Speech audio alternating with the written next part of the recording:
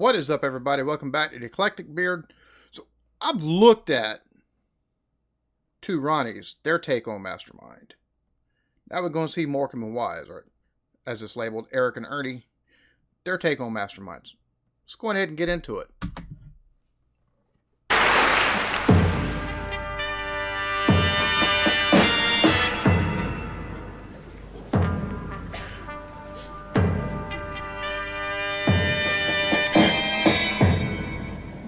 Hello and welcome to the final heat of Mastermind, the end of our quest to find the mastermind of the United Kingdom and the end of a long intellectual trail for our two finalists. As usual, the rules are perfectly straightforward.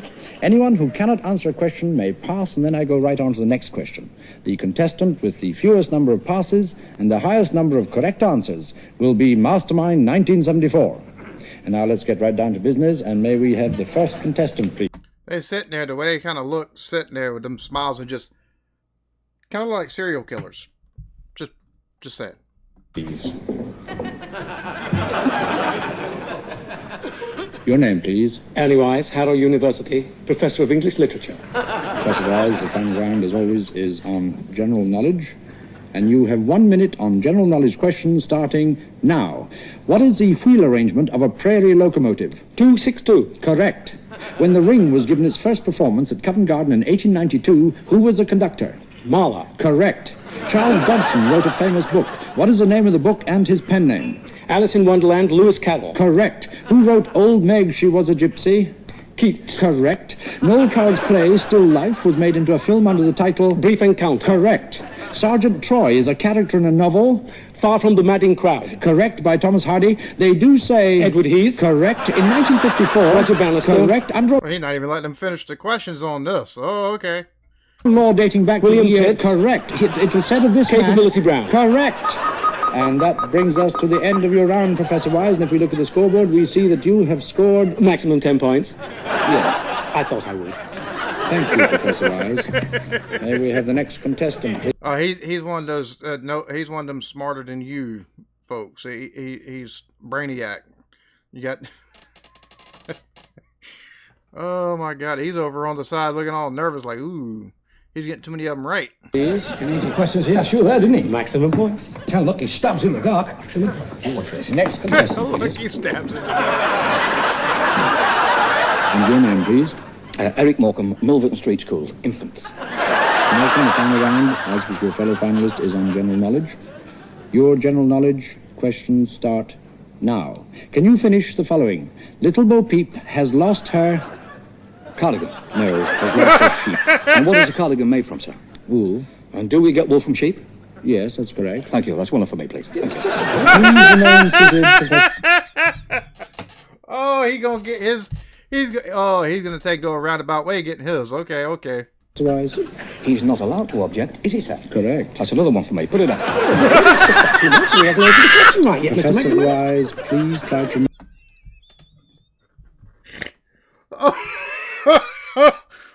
Oh, okay. He's not allowed to object, is he? Correct. That's another one for me. He gonna take and get right back up. Whoa. You think he's a lawyer in a courtroom or something? Remember where you are. Now, Mr. Morecambe, here is your next question. Who won the FA Cup in 1930? Arsenal! Correct, Arsenal.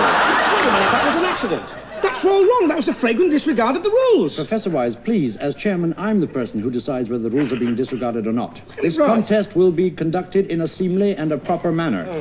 This isn't a bingo hall, is it, sir? Too right. Too right. That's 5 altogether. Pull them up. One more outburst, Professor Wise, and I may be forced to disqualify. Now, your next question, Mr. Morecambe. Can you tell me the name of Shylock's wife? Mrs. Shylock. Wait a minute, that wasn't her name. It must be Mrs. Shylock. If he's Mr. Shylock, that must be... But Mr. McNamara didn't mean that. But technically, he is correct. Correct. Put another one up for me. Let's go on to the next question. In which coach does a queen travel when she opens Parliament? The one used by the reigning monarch for the opening of Parliament. No, it's the Irish state coach. Yes, but is that, sir, or is it not the one used by the reigning monarch for the opening of Parliament? Yes. He's going around his... Why he getting them on technicalities and then he taking... Oh my goodness! You got Wise coming over there objecting to everything, and he's getting correct points off of asking the guy questions. It's just, oh my goodness! I love this play on things. This is hilarious. That's correct. That's another one. Put it up. But he didn't answer that question correctly. When He did say that it was a coach used by the reigning monarch, and I really must accept that. Yeah, but if he doesn't know the right answer, he should say pass. Professor Wise, I really must ask you for the last time to try to contain yourself. A man in your position ought to know better. Where did you say you taught? Harrow University. Did he say Harrow University? That's correct. That's another one. Put it up. Your next question on general knowledge. Mr. Morecambe? Correct. Put that one up as well. He didn't answer that correctly either. He's got 9 marks. He should have said pass. He didn't know the answer. Yes, I take that point. Now look, Mr. Morecambe, I think that I must remind you that if you don't know the answer to a particular question, you must say pass. I fully understand. Next question, please. Are you quite sure that you understand the rule? Oh, yes.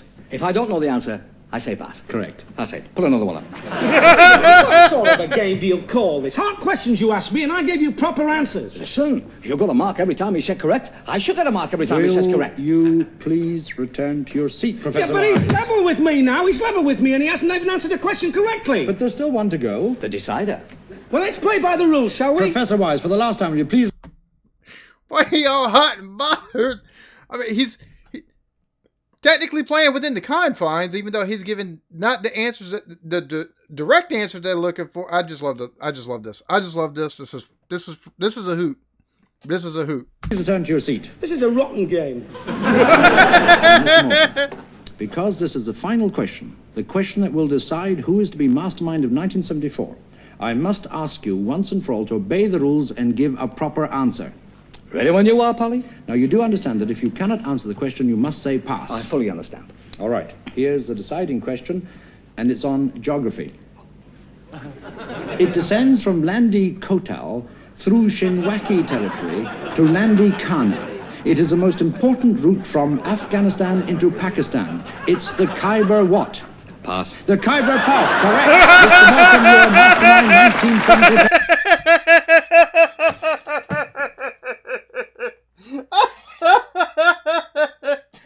Oh, bro, the way he took it, this whole setup for this is absolutely hilarious because he played the game on his terms,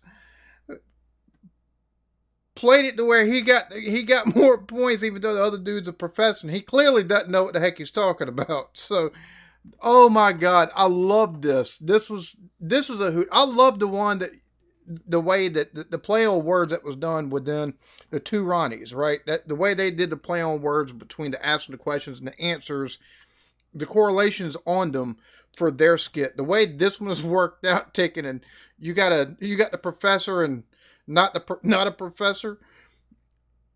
Oh my God, the professor answers everything completely correctly. You got Morecambe answering questions to where anytime he answers something, dudes, even if he asks a question of the presenter and the presenter says correct, that's a point for him. And then he phrases the answers he does give up to the last one in such a way that, like the first one, well, where do you get that from? It's from wool. Where does wool come from? Sheep. Well, then it'd be correct, wouldn't it? Like just the way he wiggled through all that. You got. Oh my God, dude. This was a hoot. I enjoyed the heck out of this one. That being said, y'all be good to each other. Love yourselves. Peace.